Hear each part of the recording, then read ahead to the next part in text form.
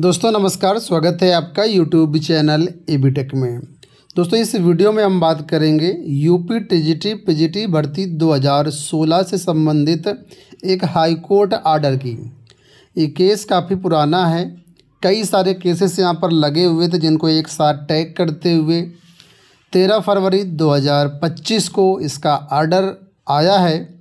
और इस आर्डर में क्या क्या चीज़ें हैं उसी के संबंध में यहाँ पर हम बात करेंगे और आप लोगों के लिए क्या यहाँ पर न्यूज़ है उस पर हम बात करेंगे। तो वीडियो को आप लोग लाइक शेयर कर देना। चैनल अगर सब्सक्राइब नहीं किया हुआ है तो चैनल को सब्सक्राइब ज़रूर कर लेना। देखिए यहाँ पर कोर्ट नंबर 10 से ये आर्डर है और रिट देख लीजिए कौन कौन सी है। एक रिट है आपकी 707/2025 है, नीतीश मौर्य एंड अनदर इसमें पटिशनर थे। दूसरा यहाँ पर जो रिट है वो 782/2024 है, दुर्गा शरण पाठक ये यहाँ पर पटिशनर हैं। तीसरी जो रिट है वो यहाँ पर है 2499/2024, आमोद सिंह इसके पटिशनर हैं। अगली याचिका है 4067/2024, राजकुमार गुप्ता इसके पटिशनर हैं। तो कुल मिलाकर के ये याचिकाएं लगी थी, ठीक है। इन याचिकाओं में जब सुनवाई हुई तो यहाँ पर क्या क्या चीज़ें हैं, मैं हाई कोर्ट के आदेश के अनुसार आपको सारी चीज़ें बता रहा हूँ। इसको आप चाहें तो खुद भी ट्रांसलेट कर सकते हैं, इसमें कोई बहुत बड़ा रॉकेट साइंस नहीं है। तो यहाँ पर मामला क्या था पहले आपको वो समझिए। मामला यहाँ पर ये था दोस्तों कि आप लोग जानते होंगे टीजीटी पीजीटी 2016 में जो प्रतीक्षा सूची जारी की गई है वो 25% नहीं है। कई सारे छात्रों का कहना है किसी सब्जेक्ट में 10% है, किसी में कुछ 12% है, किसी में 15% है, इस हिसाब से है, ठीक है। लेकिन ज़्यादातर छात्रों का कहना है कि लगभग 10% प्रतीक्षा सूची जारी की गई है। जबकि अगर टीजीटी पीजीटी 2021 देखेंगे तो 2021 में जो है 25% प्रतीक्षा सूची जारी की गई है। टीजीटी 2016 में जो प्रतीक्षा सूची उसमें भी कई विषयों में अलग अलग चीज़ें हैं, ठीक है। किसी में कम ज़्यादा परसेंटेज है। तो ये परसेंटेज कम ज़्यादा क्यों है, इसको 25% होना चाहिए, यही मामला था। छात्रों की मांग है कि 2016 भर्ती में जो सीटें आई थी उन सीटों में काफ़ी सारी सीटें अभी भी खाली हैं, ठीक है। लेकिन उसके बाद भी वो सीटें भरी नहीं जा रही हैं क्योंकि प्रतीक्षा सूची उपलब्ध ही नहीं है। जब प्रतीक्षा सूची में कोई छात्र ही नहीं तो भरी कैसे जाएंगी, जाहिर सी बात है सीटें खाली चली जाएंगी। तो छात्रों की मांग है कि जब माध्यमिक शिक्षा सेवा चयन बोर्ड की नियमावली में प्रतीक्षा सूची 25% जारी करने का जिक्र है तो 2016 भर्ती में 10% क्यों जारी की गई, इसको बढ़ाया जाना चाहिए था। पिछली 2016 की जो काउंसलिंग हुई थी उसमें सारी सीटें फुल हो गई, मतलब सारी जो अभ्यर्थी थे सारे अभ्यर्थी थे उन सबको जॉब मिल चुकी है, लेकिन उसके बाद भी सीटें खाली हैं। और निदेशालय ने इसके लिए एक पत्र भी लिखा था चयन बोर्ड को, उसमें चयन बोर्ड था, अस्तित्व में था चयन बोर्ड, ठीक है। और सन की बात करें तो इसमें सन का भी जिक्र किया गया, कब पत्र लिखा गया है। तो यहाँ पर देखिए लास्ट लाइन में पत्र लिखा गया है कि a letter sent by director of education, यानी कि शिक्षा निदेशालय द्वारा जो लेटर लिखा गया था 6 सितंबर 2023 को, ठीक है। उस लेटर में यही चीज़ थी कि यहाँ पर जो सीटें बच गई हैं उस पर फ्रेश छात्र अलॉट किए जाएं, फ्रेश छात्रों की सूची जारी की जाए जिससे जो सीटें बची हुई उन छात्रों को भी यहाँ पर ज्वाइनिंग मिल पाए। लेकिन चयन बोर्ड ने मना कर दिया, चयन बोर्ड ने ये जो सूची है फ्रेश लिस्ट नहीं जारी की। इसके बाद निदेशालय ने कई बार रिमाइंडर भी दिया, उसके बाद भी चयन बोर्ड ने जो लिस्ट जारी नहीं की क्योंकि बाद में फिर मामला ये आया कि अध्यक्ष है नहीं, अध्यक्ष और सदस्य सब रिटायर हो चुके हैं, मतलब कार्यकाल समाप्त हो चुका है, चयन बोर्ड भंग होने वाला, कुछ उसमें हुआ नहीं। तो इसी इन सब मांगों को लेकर के 2024 में याचिकाएं लगाई गई। 2025 में भी याचिकाएं, देखिए कि याचिका 2025 की आपको मिलेगी 760/2025, ये बिल्कुल नई याचिका है, ठीक है। तो ये कई सारी याचिकाएं यहाँ पर लगाई गई, उन सब में मांग की गई कि 2016 की भर्ती में 25% जो सूची है, प्रतीक्षा सूची है, वो जारी की जाए। तो ये सारे मामले यहाँ पर इनको हाईलाइट किया गया यहाँ पर। तो यहाँ पर सरकार का क्या कहना है, अब नया शिक्षा सेवा आयोग वर्तमान में उनका क्या कहना है वो यहाँ पर मैं आपको समझाने का प्रयास करता हूँ।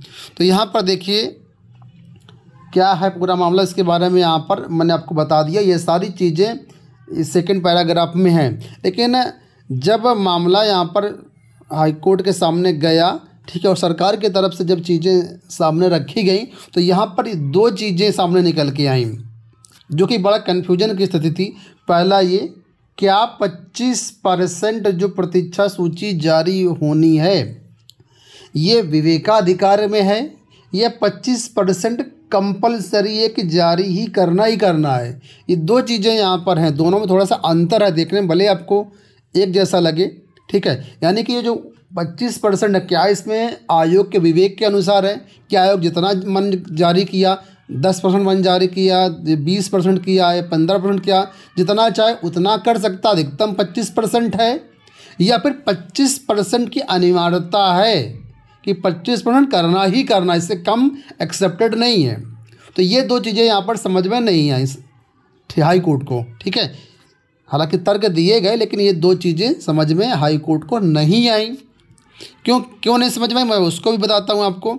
यहाँ पर जो याचिकर्ता के जो एडवोकेट थे उन्होंने कई सारे ऐसे प्रूफ दिए, कई ऐसे चार्ट दिए जिसमें अलग अलग जो है प्रतीक्षा सूची का जिक्र था। यहाँ पर देखिए लिखा है कि जो दिए गए उसमें प्रतीक्षा सूची अलग अलग पाई गई, ठीक है। 25% से कम थी लेकिन अलग अलग थी, हर विषय में अलग अलग थी, ठीक है। लेकिन जो स्टेट ने अपने साक्ष्य दिए उन्होंने कहा कि नहीं, ऐसा कुछ भी नहीं है। यहाँ पर देखिए लिखा है, a chart is placed by learned advocates for petitioner which indicate some arbitrariness in regard to the percentage of panel list. यानी कि जो चार्ट दिया गया वो सब कुछ अलग अलग था, लेकिन जो आयोग की तरफ से अधिवक्ता थे उन्होंने कहा कि नहीं, ऐसा कुछ भी नहीं, ये सारी चीज़ें फिक्स हैं, ठीक है। लेकिन हाई कोर्ट को इसमें कन्फ्यूजन हुआ कि नहीं, दोनों तरफ से कुछ ना कुछ गड़बड़ समझ में आई। तो उन्होंने यहाँ पर क्या आदेश दिया है वो मैं आपको समझाता हूँ। हाई कोर्ट ने यहाँ पर आदेश ये दिया है, आयोग को आदेश दिया है, क्योंकि मामला यहाँ पर भर्तियों से संबंधित है, इस वजह से हाई कोर्ट ने यहाँ पर 3 हफ्ते का टाइम दिया है। किसको? आयोग को और सरकार को 3 हफ्ते का टाइम दिया है, क्योंकि आयोग के पास पूरी पावर है नई लिस्ट जारी करने का, 25% लिस्ट कंप्लीट करने का। इस वजह से 3 हफ्ते का टाइम दिया गया है और कहा है कि आप जो निदेशालय है, सरकार है, उनसे आप वार्ता करिए, ठीक है।